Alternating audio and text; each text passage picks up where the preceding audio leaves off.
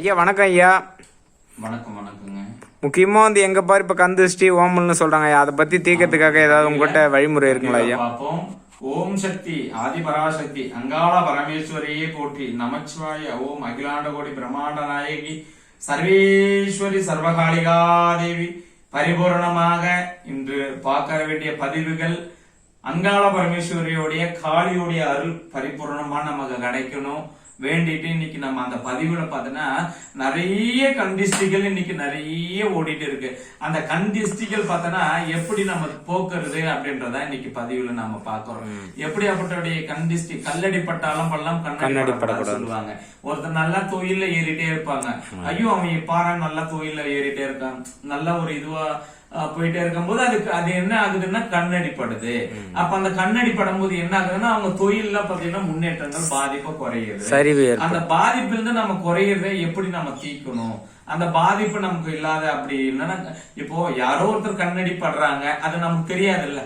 அப்ப நம்ம என்ன செய்யறது? ஆனா நம்ம தொழில வச்சு அந்த பிசினஸ் ஆச்சு ஏதாவது அடியோட அடியை நம்ம குறைஞ்சிட்டே வரும். அப்ப அதுக்கெல்லாம் நம்ம என்ன பண்ண, ஞாயிற்றுக்கிழமை நாள்ல இந்த ஊமத்த காய் சொன்னோம் பாத்தீங்களா, ராவுகாலத்த நாளில ஊமத்த காய ஒரு காயை எடுத்துக்கணும். அந்த காயில இருக்கிற விதைகள்லாம் எடுத்துட்டு அதுல பாத்தீங்கன்னா எண்ணெயை ஊத்தி திரி போட்டு மஞ்சள் கொஞ்சோண்டு வச்சு குங்குமம் வச்சு 2 வாசப்படியிலையும் நம்ம ஏத்திடணும் கண்ணு. அப்படி நம்ம ஏத்திட்டால் நம்மளுடைய கண்டிஸ்டிகள், போராமைகள், எதிராளியோட சத்துருக்கள், பிரச்சனைகள், மாந்திரிக கோளாறுகள் எல்லாமே விளைக்கணும் கண்ணு. புரியுதுங்களா?